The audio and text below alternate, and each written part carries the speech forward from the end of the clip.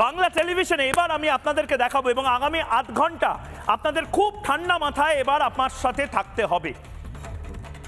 যে ব্যক্তি বা যে পুলিশ মমতা বন্দ্যোপাধ্যায়কে বাঁচালো সেই পুলিশেরই আজ অবধি 21শে জুলাইয়ের মঞ্চে ঠাঁই হয়নি। মমতা বন্দ্যোপাধ্যায়কে 1993 সালের 21শে জুলাই যে পুলিশ কনস্টেবল বাঁচিয়েছিলেন এবং যে স্পেশাল ব্রাঞ্চের অফিসার চিৎকার করে সে সময় যুগ্ম কমিশনার বামফ্রন্টের আমলের পুলিশের যুগ্ম কমিশনারকে বলেছিলেন যে যদি মমতা বন্দ্যোপাধ্যায়ের গায়ে একবারও মারা হয় বা মাথায় মারা হয় আমি কিন্তু গুলি চালাতে বাধ্য হব, তারা কিচ্ছু পায়নি, কেউ কথা রাখে।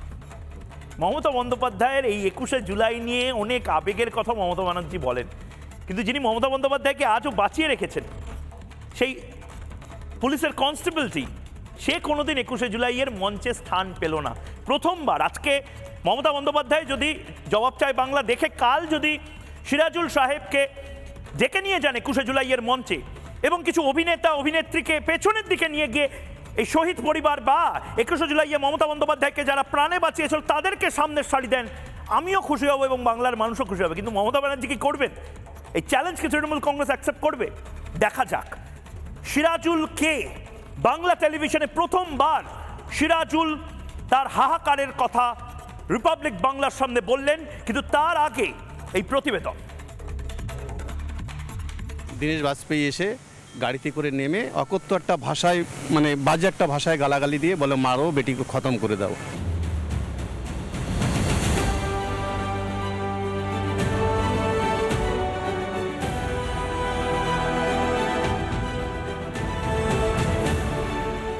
গলায় ঝরে পড়ছে আক্ষেপ। 32 বছর আগের কথা মনে পড়লে কুড়ে কুড়ে খায় হতাশা। অতীতে চোখ রাখলেই মনে পড়ে যায় সব।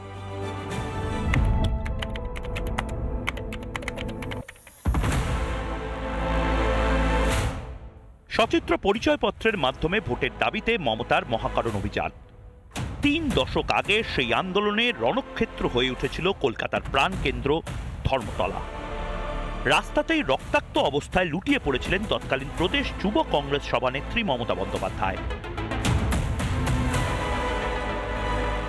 ওই অবস্থাতেই যুব নেত্রীর প্রাণ বাঁচিয়েছিলেন কলকাতা পুলিশের কনস্টেবল সিরাজুল হক। তদানীন্তন স্পেশাল ব্রাঞ্চের অফিসার নির্মল বিশ্বাসের নির্দেশে নিজের দায়িত্ব পালন করেছিলেন কনস্টেবল সিরাজুল। মমতার ঘাড়ে পিঠে লাঠি পড়ার পরে মাথায় যখন লাঠির বাড়ি পড়ে নির্মল বিশ্বাস এসবির অফিসার উত্তেজিত হয়ে বলল যে আপনারা কি চুরি পরে ডিউটি করছেন? তখন আমি আমার বাস্কেটটা তাক করে দীনেশ বাজপেয়ীর দিকে বলি, স্যার এই অত্যাচার থামান, না হলে আমি গুলি চালাতে আপনাকে বাধ্য হব। ঊর্ধ্বতন অফিসারের দিকে বন্দুক তাক করে খেসারত দিতে হয়েছিল চাকরি খুইয়ে, যে চাকরি আজও ফিরে পাননি সিরাজুল। 14 বছর ধরে মমতা মুখ্যমন্ত্রী থাকলেও ভাগ্য বদলায়নি বরখাস্ত কনস্টেবলের। 23 সালের 25শে জুলাই আমাদেরকে প্রতিশ্রুতি মানে অর্ডারও দিয়েছিলেন চাকরি, সব কিছু দেখার পরে শোনার পরে, তারপরে চাকরি আমি পাইনি। আমি এখন চাকরি আর চাইছি না, আমি চাইছি আমার সম্মানটাকু। সিরাজুল শুধু নয়, একই অবস্থা নির্মল বিশ্বাসেরও, তবে তার যন্ত্রণা আরো বেশি। সিরাজুলের কথা ভাবলে এখনো ভোগেন বিবেক দংশনে। আমার প্রশ্ন হচ্ছে, আমার কথায় যে একজন কনস্টেবল যে রাইফেল তাক করে নিজের চাকরি তো খুইয়েছে, কোন মুখে যাব? আমি আমারটা লড়ে নিয়েছি, কিন্তু ও তো ওই রাস্তায় বসে আছে। 32 বছর আগে মমতার প্রাণ বাঁচালো যারা, আজ তারাই কিনা প্রাপ্ত। 21শে জুলাইয়ের মঞ্চে পাগলু ডান্স হয়, কিন্তু কথা দিয়েও কথা রাখেন না তৃণমূল নেত্রী। তাহলে কি জন্য আর কার জন্য 21শে স্মরণ? সবটাই কি নিজেদের ক্ষমতা জাহির করা আর মোৎসব উৎসব করে মানুষকে ভোগান্তিতে ফেলা? তার জবাব চায় বাংলা, রিপাবলিক বাংলা। আমি প্রথমেই বলেছিলাম এড়িয়ে যাবেন না যে রুটগুলো আমি প্রথমে দেখালাম, এড়িয়ে যাবেন না এখন যে গল্পটা আপনাদের সামনে আমি করতে চলেছি। গল্প হলেও সত্যি, এবং এই সত্যিটা এত বছর ধরে যে দুজন বুকে চাপা দিয়ে রেখে দিয়েছেন, যেটা অনেককেই হয়তো বলেননি। এই মুহূর্তে নির্মল বাবু এবং সিরাজুল বাবু আমার সাথে রয়েছেন এবং তাদের সাথে সেই গল্পটাই শোনার জন্য আমি বসেছি। আমার সাথে এই মুহূর্তে নির্মল বাবু এবং সিরাজুল বাবু রয়েছেন এবং আমি এই দুজনকে সিরাজুল বাবু একদিকে এবং নির্মল বাবু আরেকদিকে, দুজনকেই আমি স্বাগত জানানোর থেকেও ইম্পর্ট্যান্ট হলো আজকে এই ঘটনাটা শোনা। আমি আপনাদের সম্বন্ধে জেনেছিলাম, খবর নিয়েছিলাম এবং বিভিন্ন সময় আপনাদের ব্যাপারে জেনে যেটা মনে হয়েছে, মানে 93 সালের 21শে জুলাই আপনি মমতা বন্দ্যোপাধ্যায়ের একদম পাশে ছিলেন। পাশেই বলা যায়, মানে কাছাকাছি ডিউটি ছিল আমার, খুব বেশি হলে মানে প্রথমে আপনাদের দুজনের আমি একদম দর্শককে বোঝানোর জন্য, আপনার তৎকালীন ডেজিগনেশন কি ছিল এবং পুলিশ কলকাতা পুলিশে কোন র্যাঙ্কে ছিল? আমি তখন স্পেশাল ব্রাঞ্চে আনন্দবাগ সেকশনে সিনিয়র সাব ইন্সপেক্টর ছিলাম। আচ্ছা, আর আপনি? আমি তখন কনস্টেবলের চাকরি, কলকাতা পুলিশেই? কলকাতা পুলিশেই। মানে সেদিন অন ডিউটি স্পটে দুজনে ছিল? হ্যাঁ, অন ডিউটি স্পটে। আচ্ছা, আমি একদম যদি শুরুটা আপনাকে দিয়ে করি, মানে মমতা বন্দ্যোপাধ্যায়কে আপনারা রেস্কিউ করেছিলেন বলে সেই সময় খবর হয়েছিল এবং এর জন্য আপনাদের চাকরিও যায়। মমতা বন্দ্যোপাধ্যায়কে কেন, মানে সেই সময় আপনারা প্রোটেক্ট করেছিলেন বা আপনারা মারেননি? অনেক সময় তৃণমূল কংগ্রেসের তৎকালীন যারা নেতা বা যারা সমর্থক ছিল তারা বলেছিল যে আপনারা নাকি অ্যাকচুয়ালি সরকারের হয়ে কাজ না করে সেই সময় একটা নবীন দল কংগ্রেসের হয়ে কাজ করেছিল। না, গল্পটা কি হয়েছিল? আসল কথা যেটা সত্যি হচ্ছে, আমি স্পেশাল ব্রাঞ্চ থেকে ওখানে দায়িত্বপ্রাপ্ত। তখন কি ছিল, কভারেজ হতে আমরা যে ইনফরমেশন দিতাম কন্ট্রোল রুমে, সেই অনুযায়ী যেটা রেগুলার পুলিশ ইউনিফর্ম তারা সেই অ্যাকশনগুলো নিত। তো 21শে জুলাই ছিল, ভোটার চাই, লিস্ট আইডেন্টিটি চাই, সেইভাবে ভোট হবে। এটা একটা ঐতিহাসিক মুভমেন্ট লঞ্চড বাই দি দেন যুব কংগ্রেস, তার সভাপতি ছিলেন মমতা বন্দ্যোপাধ্যায়। তো জিস্ট হচ্ছে এই, সে তাখানে কাতারে লক্ষাধিকের বেশি লোক সমাগম। তো মেয়র রোড, ধর্মতলা ওই অঞ্চলে 13 জন যুব কংগ্রেস কর্মী শহীদ হলেন পুলিশের গুলিতে। রাইটলি অর রংলি আমি সেটা বলতে পারছি না, বা আমি তো স্ক্যানিংয়ে নেই, ইট ইজ অ্যাডমিটেড পজিশন। এরপরে আমার ডিউটি হলো টি বোর্ডের উল্টো দিকে ওই অঞ্চলটা কভার করার জন্য। সিরাজুল, আমি সিভিল, সিরাজুলের ডিউটি ছিল ওই একই জায়গায়, স্পেশাল ব্রাঞ্চে ছিলেন? স্পেশাল ব্রাঞ্চে। তো স্পেশাল ব্রাঞ্চে আমার মেইনলি ভিভিআইপিদেরই কভার করতাম, সে টিএন সেশন হোক, বিদেশি রাষ্ট্রদূত হোক, প্রধান কেউ স্টেট আসুন, সেটা যে কোনো আমার ট্রেনিং ছিল। তখন কমিশনার কে ছিলেন? তখন ছিলেন তুষার তালুকদার। আর ডেপুটি কমিশনার সেই রাইটার্স বিল্ডিংয়ের সেই ওই অঞ্চলে ছিলেন যিনি এসেছিলেন, এটা কভার করছিলেন দীনেশ বাজপেয়ী, জয়েন্ট কমিশনার। আচ্ছা, তিনি চার্জে ছিলেন। আর ডিসিডিডি গৌতম মোহন চক্রবর্তী। আর আমার ডিসি এসবি ছিলেন কিরিটি সেনগুপ্ত, ডিসিএসবি 1। তার আমি ছিলাম স্পেশাল ব্রাঞ্চের। স্পেশাল ব্রাঞ্চে আপনি জানেন বিশেষ কিছু অফিসার থাকেন স্পেশালি ট্রেন্ড, যে বিশেষ অনেক দেশের রাষ্ট্র টপ লেভেলে এলে তাদের কভার করতে হয়, যেমন নরওয়ের প্রেসিডেন্ট এলেন, সে টিএন সেশন, এই রকম। তো আমাকে সেই ডিউটিটা বেশি দেওয়া হতো বিকজ অফ সাম ফ্যাক্টরস। তার মধ্যে মেইন হচ্ছে আমি ইংরেজি সাহিত্যের ছাত্র। পুলিশে আপনি ভালোই জানেন কে কতটা ইংরেজি জানে, বেশি না জানলেও কিছু জানতে হয়। তো ওখানে আমার ডিউটি ছিল, ওরা আর্ম পুলিশের রাইফেল নিয়ে ওখানে ডিউটি করছে। তো আনুমানিক মেমোরি থেকে বলছি, সেটা 21শে জুলাই কমিশনের রেকর্ডেড, আমি যা বলছি সেটা কিন্তু admitted by honourable justice Sushanta Chatterjee. It was judicial commission and set up by আমাদের এখন যিনি chief minister, to honour the truth. এবং আমরা যা বলেছি সেটা আনরিভার্টেড, কেউ চ্যালেঞ্জ করেনি, গৌতম চক্রবর্তীও না, তুষার তালুকদার না, দীনেশ বাজপেয়ীও না। সেটা পরেরটা আগে বলছি। তো তিনটে নাগাদ হাজারে কাতারে 3টে নাগাদ, হ্যাঁ 3টে নাগাদ। তার আগে কিন্তু 13 জন শেষ। ওই সময় ব্রাবন রোডের উত্তর দিক থেকে, মানে বড়বাজার অঞ্চল থেকে ধেয়ে আসছে, ব্রাবন রোড ধরে রাইটার্সে ঢুকবে, রাইটার্স দখল করবে, এইটা খবর ছড়িয়ে পড়লো। মানে এটা কারা ঢুকছে? যুব কংগ্রেসের সবাই ছিল। অনেকে বলে হুলিগানসও ঢুকে পড়েছে। না, বাজে কথা, একদম অ্যাবসলিউটলি রং। কারণ আমি হেয়ার স্ট্রিট থানার ছিলাম, বিভিন্ন থানায় বলে যে হুলিগানস, না একদম মদ খেয়ে ঢুকে পড়েছিল। সিপিএম এর প্রশ্নই আসবে না এখানে, কারণ অর্ডারটাই তো ছিল সিপিএম এর, মমতাকে মেরে ফেলো। আমি তার সাক্ষী, মমতাকে মেরে ফেলার। হ্যাঁ, আমি বলছি সেটা। জয়কৃষ্ণ ঘোষকে কোর্ট করে আমি স্টেটমেন্ট দিয়েছি, সেটা তো তুষার তালুকদার, দীনেশ বাজপেয়ী, গৌতম মোহন চক্রবর্তী কেউ তো সেটাকে চ্যালেঞ্জ করেনি। ওদের লয়ার ছিল বিকাশ রঞ্জন ভট্টাচার্য, তো আমারও লয়ার ছিল, যারা কেউ তো বলেনি যে প্রমাণ করো। সেটা পরে আসছি সংক্ষেপে।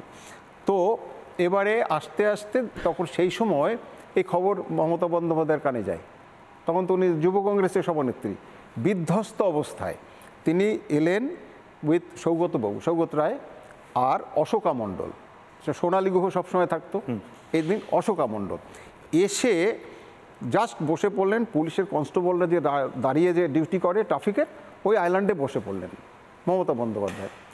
আর সৌগতবাবু দাঁড়িয়ে রইলেন, রেণুকা মণ্ডল পাশে।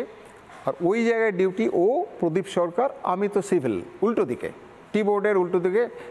এটা ছিল একটা ব্যাংক, হচ্ছে ন্যাশনালাইজড ব্যাংক, ওটা ব্যাংক অফ মাদুরা বা এরকম কিছু, সরকারি ব্যাংক। সরকারি ব্যাংক। আমি সেখানে দাঁড়িয়ে, এটা রাইটার্স বিল্ডিং থেকে কতটা দূরে? একদম 1-2 মিনিট। বেশ, ঠিক আছে। মানে ততটা অবধি মমতা বন্দ্যোপাধ্যায় 93 সালে পৌঁছে বসে পড়েছেন। বেশ, within a couple of minutes, তার 2 মিনিটের মধ্যে দীনেশ বাজপেয়ী এলেন তার সাঙ্গপাঙ্গ যারা থাকে সঙ্গে সাথী ফোর্স তাদের নিয়ে। এসেই অশ্রাব্য ভাষায় একটা গালাগাল করলে, সেটা আমি এখানে বলতে পারবো না। দীনেশ বাজপেয়ী ছিলেন জয়েন্ট কমিশনার তখন। তিনি এসেই জঘন্য অশ্লীল ভাষায় একটা গালাগাল করলেন, করে তার বাংলায় আবার সেটা বললেন, খতম কর দো, মারো। এই ল্যাঙ্গুয়েজে verbatim, I still remember his voice আমার কান থেকে। ওটা আমি পেন পিকচার করলাম। যে বলেছে সঙ্গে সঙ্গে তার সঙ্গে যে গার্ডস, পুলিশে কী হয়, জয়েন্ট কমিশনের গার্ডরা যেন তার চাইতে বেশি ক্ষমতাশালী। জাস্ট মমতা বন্দ্যোপাধ্যায়ের ঘাড়ে পিঠে 4টে ডান্ডার বাড়ি, তো এমনি পড়ে গেছেন, আগে বিধ্বস্ত ছিলেন। আর একটা মাথায় ঠিক কপালের উপরে মারতে, প্রফিউজ ব্লিডিং, দরদর করে রক্ত পড়ছে। এর মধ্যে অশোকা মণ্ডল বাঁচাতে চেষ্টা করেছে, ওকে পুলিশ ছুঁড়ে ফেলে দিয়েছে। মহিলা পুলিশ নেই কিন্তু তখন, সব পুরুষ আর সব বলিয়ান। এরপরে প্রদীপ সরকার এক সার্জেন্ট, সেও চেষ্টা করলো, কিছু হয়নি। এবারে আমি দেখলাম যে, আমি তো ইনভেস্টিগেটিং অফিসার, যে মাথায় যদি আরেকটা মারে, it could have been a fatal flaw, মরেও যেতে পারতেন। তা আমি উত্তেজিত হয়ে পড়লাম, যদিও আমার কিন্তু ওইখানে অর্ডার করার রাইট নেই, পুলিশ অফিসার হিসেবে আছে, কিন্তু ডিউটি সূত্রে নেই। ওটা ইউনিফর্ম পুলিশের, DC central, DC, DD, joint commissioner এরা। তা আমি তো স্পেশাল ব্রাঞ্চের লোক। তো সেই জায়গায় দাঁড়িয়ে এটা হিউম্যান ইনস্টিংক্ট, প্লাস দেখলাম চোখের সামনে একজন মহিলাকে মেরে দেবে, কারণ আমার মাথায় ছিল বাদশাহ আলম হাজরায় মারতে পারেনি, এবং একে মেরে দেওয়ার নির্দেশটা আমি নিজে কানে শুনেছি জয়কৃষ্ণ ঘোষের মুখে, কারণ আমি কভার করতে সিএ টু সিএম, হ্যাঁ, এবং হি ওয়াজ দি ডিফেক্ট টু সিএম। আর আমি এসবিতে আমাদের যখন এই সময় এই গোটা ঘটনা দেখছেন, কথা বলছেন, তখন সিরাজুল দা আপনি কোথায় ছিলেন? স্পটেই ডিউটি ছিলাম আমার ওখানে, যেখানে মমতাকে মারা হচ্ছে। ও তো আমাকে জানতো না কে, ও জানে আমি যুব কংগ্রেসের কেউ, আমি তো সিভিল। তো এবারে আমি জয়কৃষ্ণ ঘোষের মুখ থেকে ভালো নিজে কানে শুনেছি, কারণ জয়কৃষ্ণ ঘোষের সঙ্গে আমার একটা অন্য সম্পর্কও ছিল। সে হাবড়া, আমি গোবরডাঙ্গা, ও বরিশালে, আমি বরিশালে, এসব ব্যাপার আছে। তাছাড়া অন্য কিছু ব্যাপারে তা আমি শুনে নিয়েছি, ওটা আমার মাথায় আছে। এবারে যে ওকে মেরে দাও, হাজার হাজার লোকের মধ্যে মেরে দিলে মমতা বন্দ্যোপাধ্যায়ের একটা রেকর্ড হবে, পুলিশ একটা ইনকোয়ারি করবে যে পাবলিক মেরেছে। হলো এই যে মারলো, আমি তখন চিৎকার করে বললাম সবাইকে, এসে আমার আর সহ্য হচ্ছিল না। তো হাতে চুরি পরে বসেছে মহিলা যুব কংগ্রেস নেত্রী, আগে চেষ্টা করেছিল মেরে দেবে, তখন কেউ এগোলো না, চুপ একদম পুতুল। সরকারি অফিসার হয়ে এভাবে বিরোধীদের হয়ে কাজ করছিলেন কেন? আমার রাইট আছে, আমি তো একজনকে বাঁচাতে করেছি, তার জন্য তো আমাকে কেউ কিছু প্রশ্নই করেনি। হোম সেক্রেটারি, সিপি কেউ করেনি, তো আমি বাঁচিয়ে ভালো করেছি আমি মনে করি। তাতে আমার চাকরি যেত গিয়েও ছিল, পরে বলছি। এটা pathetic and very serious case. তো এবারে একমাত্র সিরাজুল হক মণ্ডল, ওর মাস্কেট মানে রাইফেল, ও উপরে আল্লাহর দিকে তাকালো, মানে পারমিশন নিল। উইদিন সেকেন্ডস ও কী করলো, ওই রাইফেল স্ট্রেট টুয়ার্ডস দীনেশ বাবু, ওর দিকে তাকিয়ে টার্গেট করে বলছে, আপনি থামাবেন না আপনাকে গুলি করব। এই ভাষায়, ও পাশে আছে, রেকর্ডেড কিন্তু, এবং জুডিশিয়াল কমিশনের রেকর্ডেড আছে। মানে আপনি কলকাতা পুলিশের কনস্টেবল ছিলেন, হ্যাঁ। মমতা বন্দ্যোপাধ্যায়কে ওভাবে মারছিল অন্য পুলিশ বা সিপিএম এর সেই সময়? সিপিএম এর না, পুলিশই মেরেছে, পুলিশই মেরেছে। আপনি মানে পুলিশের হয়ে আপনি বন্দুকটা আপনার জয়েন্ট কমিশনারের দিকে তাক করে বলেছিলেন যে মমতা বন্দ্যোপাধ্যায়কে মারা বন্ধ না করলে আপনি গুলি চালিয়ে দেবেন আপনার কমিশনারকে, আপনার সুপিরিয়র অফিসারকে। হ্যাঁ, জয়েন্ট কমিশনার যেভাবে মারা হচ্ছিল, তাতে আমি উত্তেজিত হয়ে আমার বলতে বাধ্য হতে হয়েছিল। না, কারণ ও তো কাউ অর্ডার পাচ্ছিল না, একজন কনস্টেবল তো সিনিয়র অফিসার না বলে পারে না। এটা তো রেবেল করা, বিদ্রোহ করা। তার জন্য ওকে তো ডিসমিস করে দিয়েছে। আমি আসছে আমি যখন অর্ডার দিলাম তখন ও ভরসা পেয়ে গেল যে order pass by some officer. ও জানতো না আমি কোথাকার কি, কিন্তু পুলিশ অফিসার এটা বুঝে গেছে। তখন ও বলতে Dinesh Bajpai fled away from the spot with his gang. এখানে গ্যাংই বলবো, পুলিশ কর্মচারী বলবো না। আর এই যে কুণাল ঘোষ, ও ছিল ব্রাবন্ডর 4 নম্বরে passport office, regional passport office. ওর ভাঙা অ্যাম্বাসেডার ওখানে রেখে ও কভার করছিল। তার মানে এরকম সাংবাদিক ছিল। হ্যাঁ হ্যাঁ, এরকম। ও মমতা বন্দ্যোপাধ্যায়কে ওর ভাঙা অ্যাম্বাসেডারে রেস্কিউ করে সাউথ কলকাতায় নিয়ে যায়। সেই জন্যই কিন্তু as a matter of gratitude Mamata Bandyopadhyay ওকে এই যে জব পোস্টগুলো দিয়েছিল। আর কোনো তো তার মানে তো গ্র্যাটিটিউড অনেক কিছু দাও, এটা কোটিপতি হয়ে গেছে তো নিশ্চয়ই। আমাদের ইলফেট বলি শুনুন। আমি ঠিক সেই জায়গাতে সিরাজুল দার কাছে আপনার ভার্সনটা শুনছি। আমি এতক্ষণ গল্পটা শুনছিলাম নির্মল বাবুর কাছে। এবার আপনি যখন মমতা বন্দ্যোপাধ্যায়ের পাশে ছিলেন সেখান থেকে গল্পটা বলুন, কি হলো? মমতা বন্দ্যোপাধ্যায়কে মারা শুরু হলো, তারপর কি হলো? তারপরে শুরু হলে ওই স্যারের চিৎকার শুনে, আমি তো কোনো অর্ডার। বাড়ি কোথায় ছিল? আমার বাড়ি গোবরডাঙ্গাতে। মানে সেদিন সকালে গোবরডাঙ্গা ইছাপুর, গাইঘাটা থানা, গোবরডাঙ্গা ইছাপুর, ওটা গাইঘাটা থানা। আপনি মানে কম বয়সী সবে চাকরিতে জয়েন করেছিলেন? আমি 21 মানে 20+ চাকরি পেয়েছি। মানে আমার আজ থেকে 28-29 বছর আগের ঘটনা এটা। মানে 93 সাল, 93 সাল, 25 চলছে, তার মানে কত 28 বছর মনে হয় না 33 হয়ে গেছে। 33, হ্যাঁ 33, যাই হোক। তাহলে 33 বছরে আমার এই বয়সটা এখন 57-58 রানিং চলছে। তাহলে তো 33 বছর মাইনাস হলে তখন কত যুব আমি ট্রেনিং প্রাপ্ত একদম তরজা। এবং আমি ফায়ারিং এ সেকেন্ড হয়েছিলাম। এবং ফায়ারিং এ আমার ভালো নাম্বার, পিটি প্যারেডে ভালো। তার প্রমাণ ওই যে স্যার আমরা গেছিলাম ওই যে মূল কথায় আসো, এত রচনা। যাই হোক, তখন আমি কোনো অর্ডার ছাড়া তো কোনো সুপিরিয়র অফিসার ছাড়া কনস্টেবল কোনো কিছু করতে পারে না, কিন্তু আমি ইচ্ছা থাকলেও কোনো কিছু করতে পারছিলাম না। যখন স্যার চিৎকার করে এই কথাটা বললো তখন আমি বুঝতে পারলাম যে উনি কোনো পুলিশেরই সিভিলিয়ান অফিসার টফিসার হবে।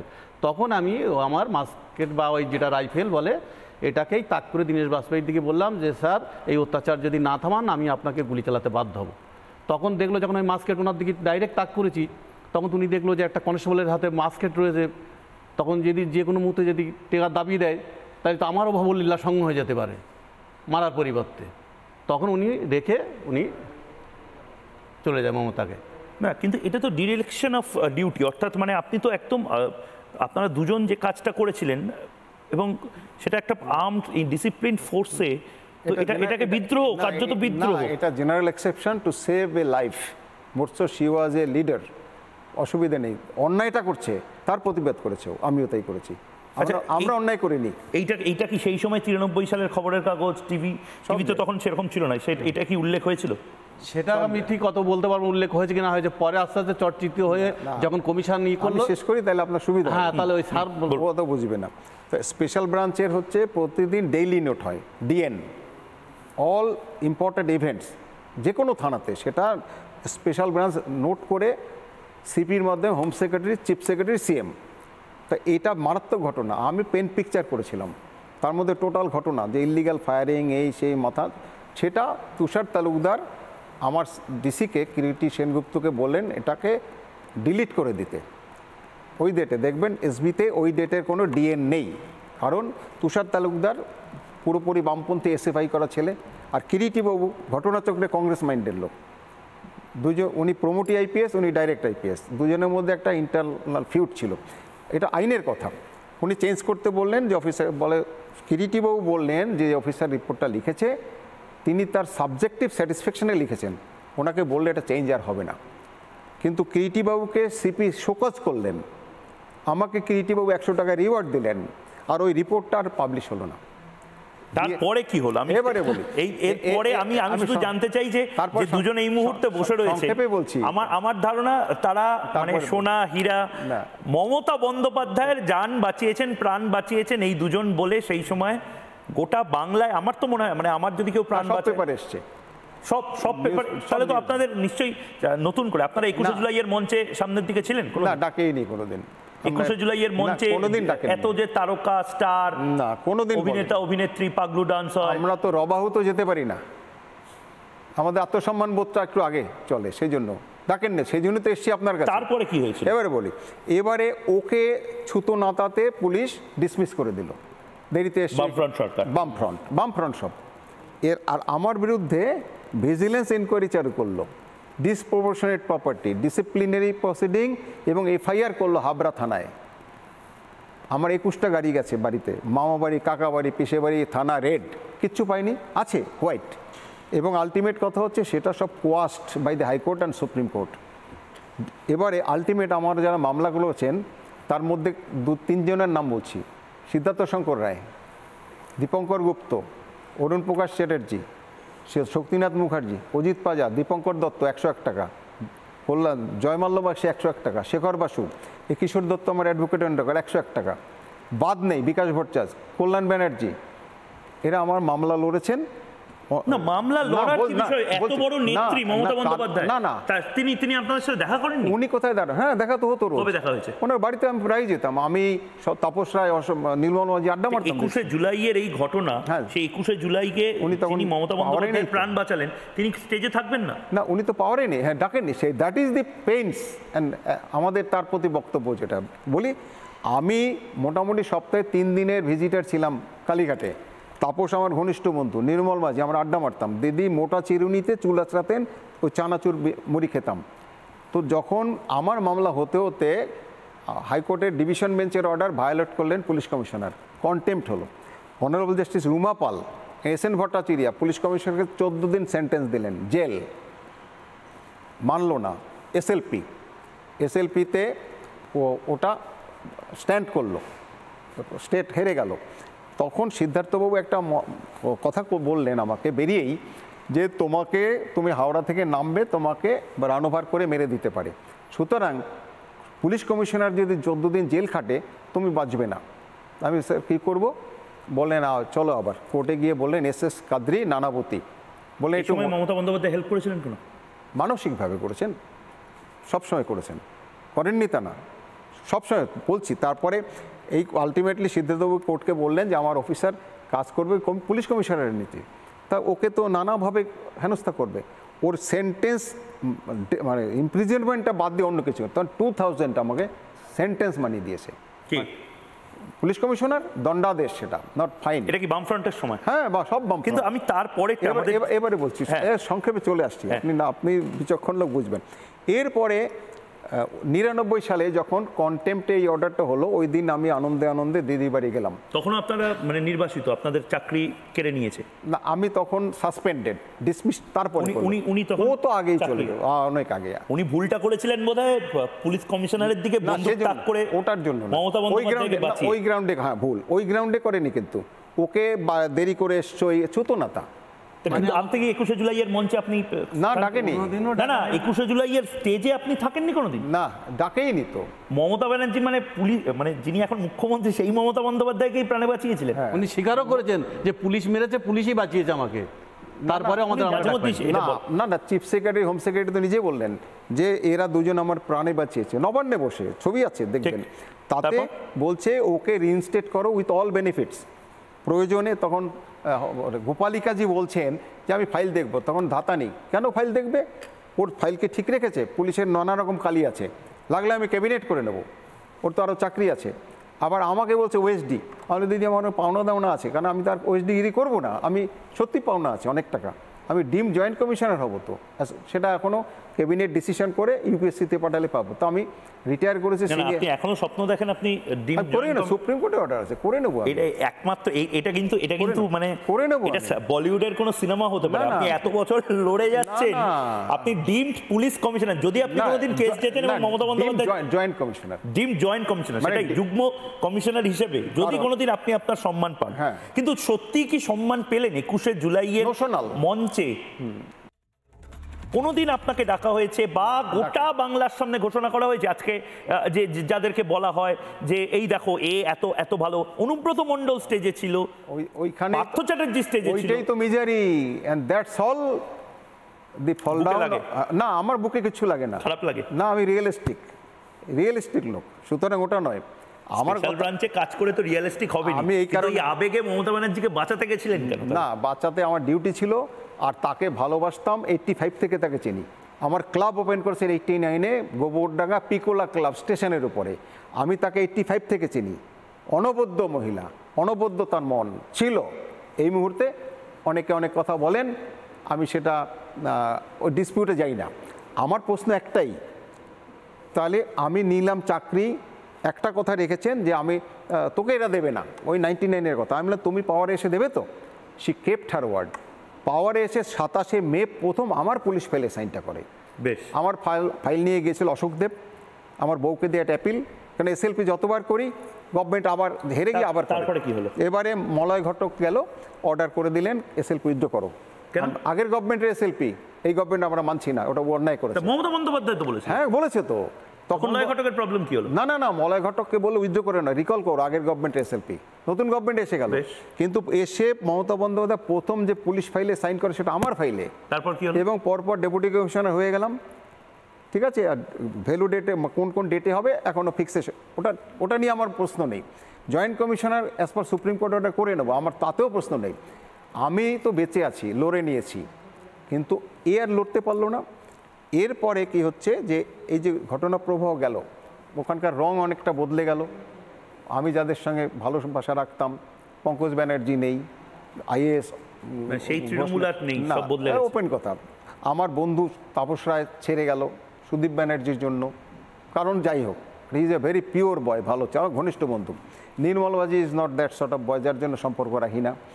আচ্ছা, এক অশোক দেব আমাদের গুরু, আমার মনে হয় অশোক। এখন যারা 21শে জুলাইয়ের মঞ্চ আলো করে বসে, এবার বলছি তাদের এবারে কথা, এই যে ওকে 23 সালে ডেকেছে, সেটা হচ্ছে আনন্দবাজার কভারেজ করা। আমার কিন্তু সব কটা কভারেজ আছে, সব পেপারের হেডিং থেকে শুরু করে, ওরটা আমারটা প্রত্যেক বছর আসে। আর ওই আমল মমতা বন্দ্যোপাধ্যায় ডেকে মানে চাকরি আর কোনোদিন ফিরিয়ে দেওয়ার কথা বলেছে, চাকরিটা গেল কেন? না, কোনো কার?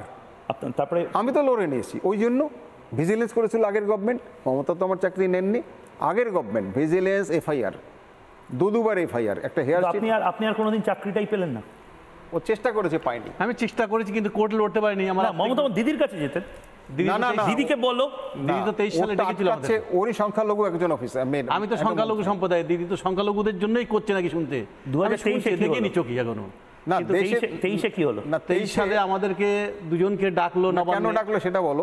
মানে সেটা ডেকেছিল কি?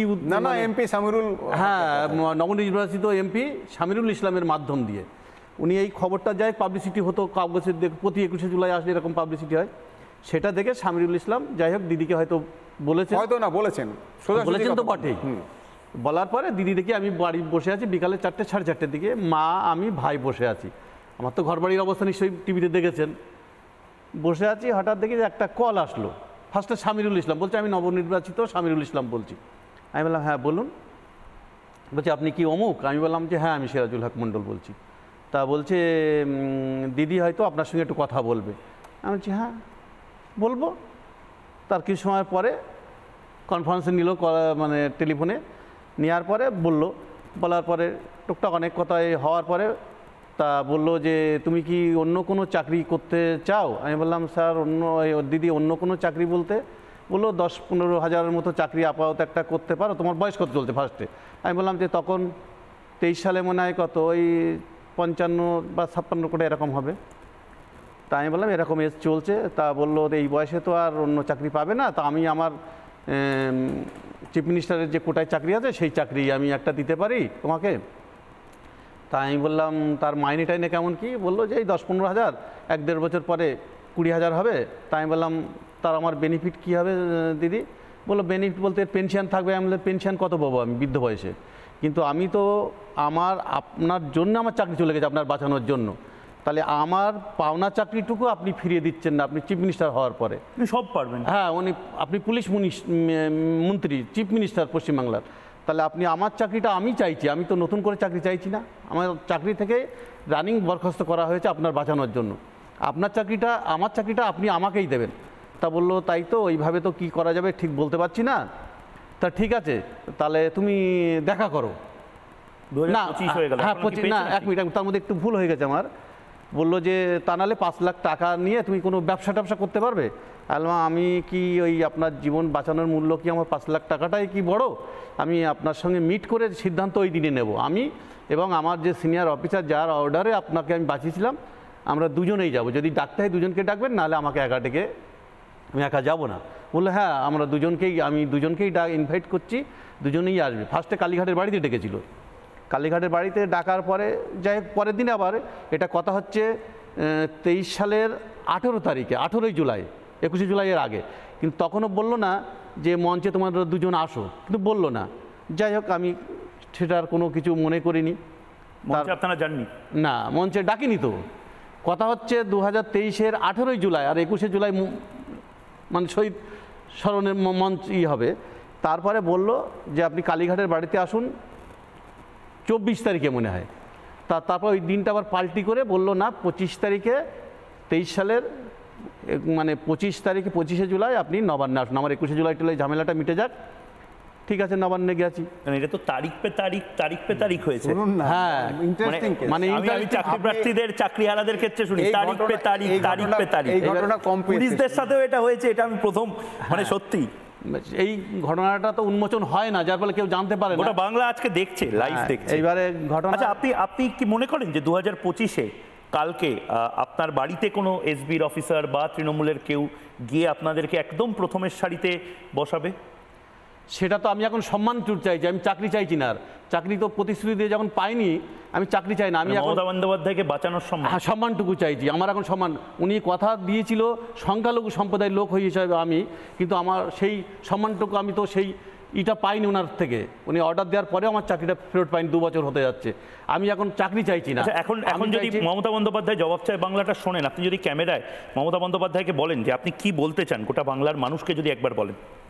গোটা বাংলা বন্দ্যোপাধ্যায় বা তার দলের লোক নিশ্চয়ই রিপাবলিক বাংলায় ময়ূকের এই অনুষ্ঠান দেখছে, তাদেরকে কি বলতে চান কালকে 21শে জুলাই, আরেকটা 21শে জুলাই? আমি আমার একটাই মানে দাবি থাকবে, যারা ওনার জন্য করেছে, যারা বাঁচানোর জন্য চাকরি বা জীবনে রিস্ক নিয়ে ফ্যামিলির দিকে তাকায়নি, ওনার জীবন বাঁচানোর রিস্ক নিয়েছে, আজকে তারা, আমি তো চাকরিহারা, স্যার তো চাকরি অনেক লোডের চাকরি পেয়েছেন সুপ্রিম কোর্ট, হাইকোর্ট করে, কিন্তু আমি তো সেই পর্যন্ত যেতে পারিনি। আমি সেই উদ্দেশ্যে চান শুধুমাত্র আপনার সম্মানটুকু দিয়ে 21শে জুলাইয়ের মঞ্চে গোটা পৃথিবীকে আমাকে এই গল্পটা বলুন। এই প্রসঙ্গে আমি একটু কথা বলবো, সুবিধা হবে। একদম ছোট করে বোঝাতে পারছে না দৃষ্টে। ওই যে আমরা এখনো দিদি বলি, নবান্নে গিয়ে তাই আমাদের চা খাওয়ালেন, এখানে ফটো তুললেন, গোপালিকাকে বললেন ওদের ফোন ধরবে, তারপরে সায়ন হামলারকে ওএসডি ওরা ফোন আমাকে বাঁচিয়েছে, সব হলো। এবারে আমাকে আবার ওএসডি বললেন দিদি আমার পাওনা দাওনা দাও, নাহলে রেগুলারাইজ কী হবে। তখন আমি বলে বসলাম যে তোমাকে তো এখন দিদি বলি, তুমি তো প্রাইম মিনিস্টার হবে। বলে এসব বলছিস, আমাকে সব লোকে আজে বাজে কথা বলে। কী করে বলছিস? আমি সদ্গুরুর দীক্ষিত অনুকূল চন্দ্র, হ্যাঁ জায়গা দিয়ে দিয়েছি, তুই এই বলছিস, তুই যখন হবে যদি হয় তখন দেখিস দিদি বলবি কিনা। কিন্তু কেউ কথা রাখিল না। শুনুন না, সে লিখছি আমি। এবারে কথা হচ্ছে ওর ক্ষেত্রে আগে বলে নেই, ইংরেজি সাহিত্যের কথা আপনি জানেন, if winter comes can spring be far behind. তো ঘন কালো অন্ধকার সকাল হার হচ্ছে না এত বছরে, কবে হবে জানি না, সুতরাং যার মাধ্যমে হতে পারে তাই এসছে। এবারে আমি আমার একদম ওইটা ধরিয়ে দিই, একদম কি বললাম তো। এবারে দেয়নি, এবারে আর কিছু কথা নেই, আটকাচ্ছে এই গভর্নমেন্টেরই ওরই সংখ্যালঘু কোনো মন্ত্রীর জন্য, সেটা আমি বলবো না। বেশ, সেটা একটা বড় ব্রেকিং নিউজ। আমি ঠিক সেই কথাই বলছি যে এক অদ্ভুত পরিস্থিতি, মানে যারা তৃণমূল কংগ্রেসে সেই সময় কংগ্রেসের হয়ে যারা লড়াইটা করেছিল, তারা এখন 21শে জুলাইয়ের মঞ্চে বোধহয় তাদের আর দেখা যায় না। 21শে জুলাইয়ের মঞ্চে যারা মমতা বন্দ্যোপাধ্যায়কে বাঁচিয়েছিলেন, যে পুলিশ অফিসাররা, যে কনস্টেবল, তিনি এখন আর চাকরি পাননি তো ছেড়েই দিন, তিনি এখন লড়ছেন শুধুমাত্র নিজের সম্মানের জন্য। আর তৃণমূলের শহীদ দিবসটা এখন পরিণত হয়ে গেছে কিছু কিছু ক্ষেত্রে পাগলু ডান্স, উৎসব, পিকনিকে যাওয়া, ডিম ভাত খাওয়া, বিভিন্ন জায়গাতে এই ইকো পার্কে ঘুরে বাড়ি ফিরে আসা।